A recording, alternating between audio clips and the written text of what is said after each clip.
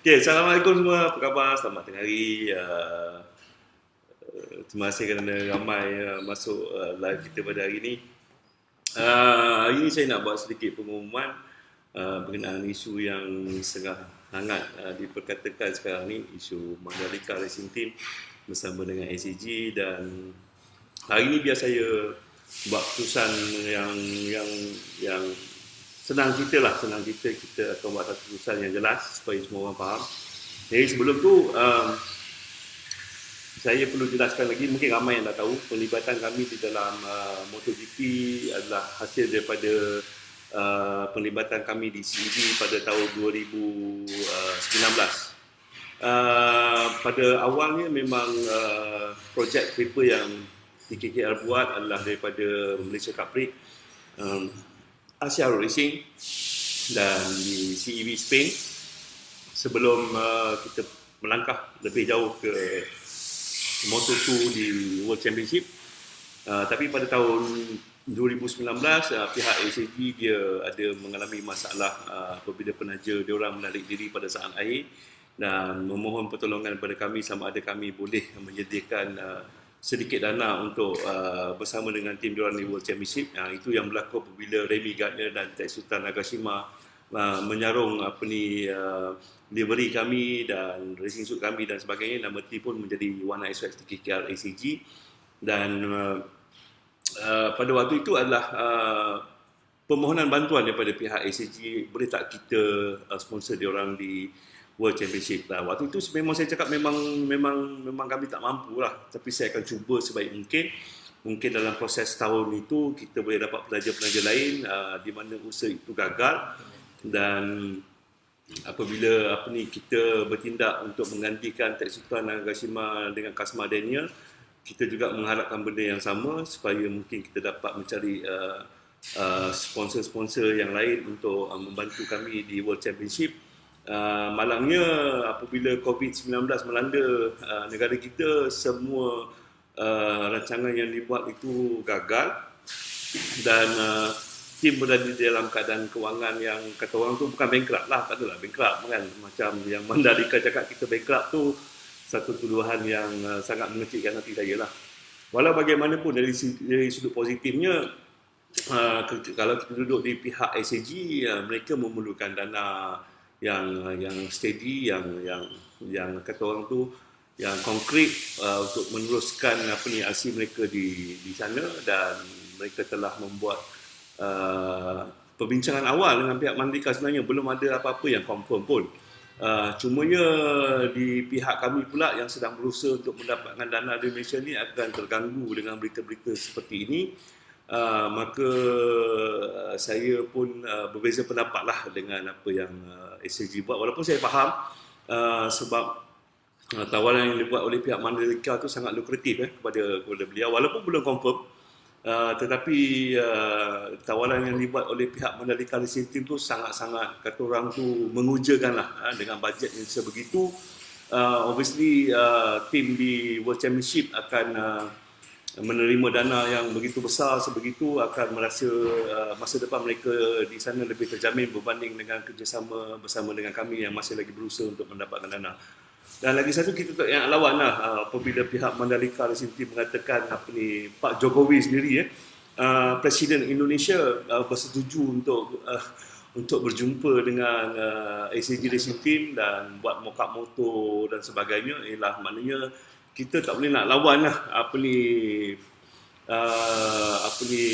Mandalika Racing Team punya proposal ni, sebab apabila saya dapat tahu jumlah figure yang diperbincangkan, walaupun belum confirm, mungkin jadi mungkin tak jadi, kita tak tahulah. Itu kita serahkan kepada diorang.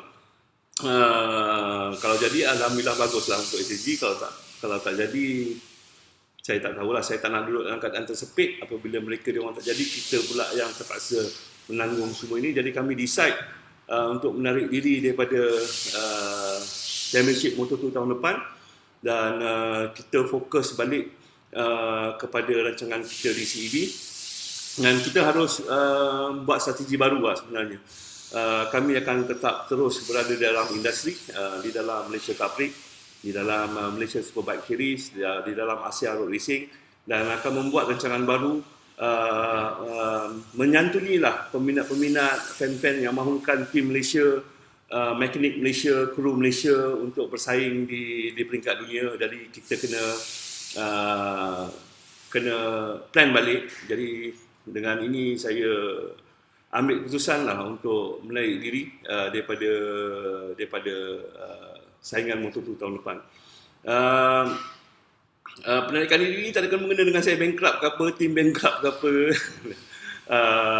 Satu tuduhan yang amat liar lah kan, yang dituduhkan. Dan kita bagi je lah Indonesia menang. Kita tengok dia menang lah. Kita bagilah dia menang. Tak boleh lawan tu. Presiden Jokowi nak jumpa SAG tu. Jadi takkan kita nak cakap kita nak bawa dia jumpa Muhyiddin Yassin lah. Tak boleh. Tak boleh nak lawan.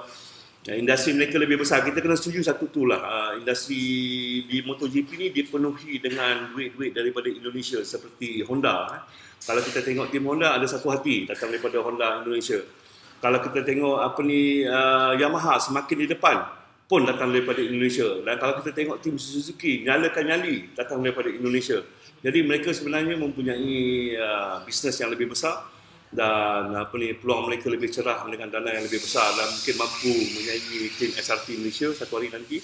Jadi kita doakanlah untuk geng-geng kita dekat sukan pemotoran di Indonesia kan. Berita gembira untuk mereka. Dan harap benda ini menjadi kenyataan. Dan bagi kami rasa kami tak ada buat salah apa-apa pun. SAG pun tak ada buat salah apa-apa pun sebab dalam keadaan tersepit begini masing-masing akan mencari jalan yang terbaik untuk ke hadapan. Dan saya mengambil keputusan ni atas nasihat beberapa orang yang rapat dengan saya supaya kita kembali ke meja perancangan dan kita buat strategi baru.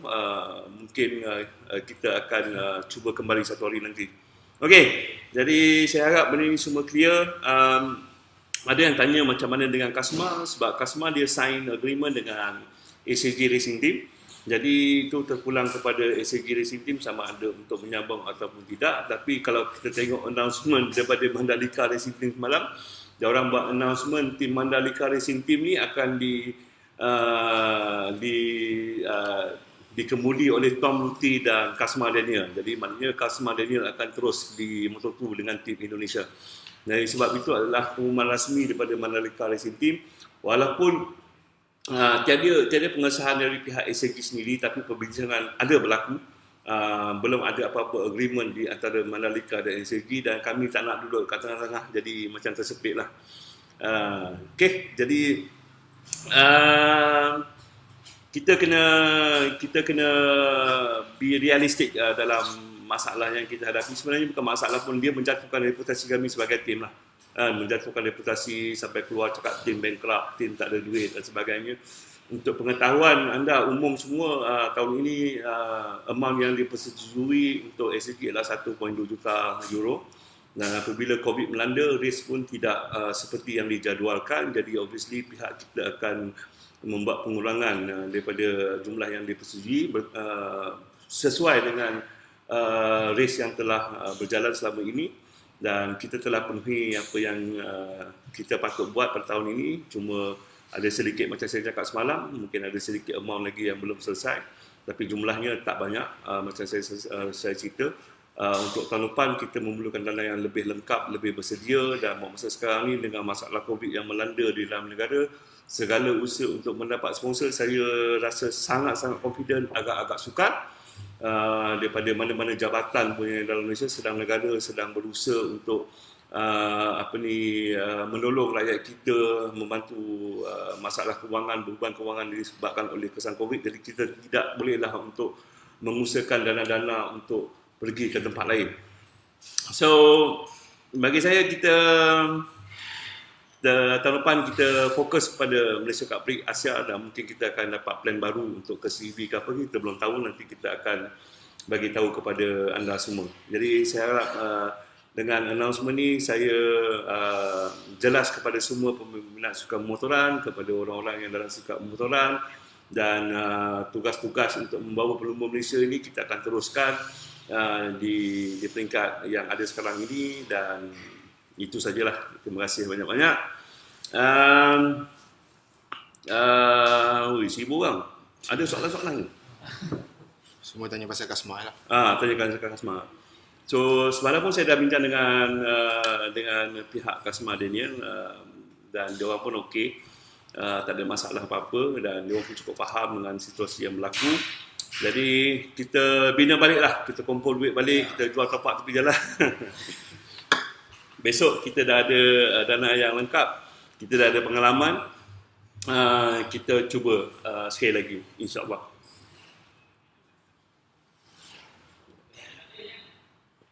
Okey, itu saja. Terima kasih banyak. Assalamualaikum. Jumpa lagi insya-Allah.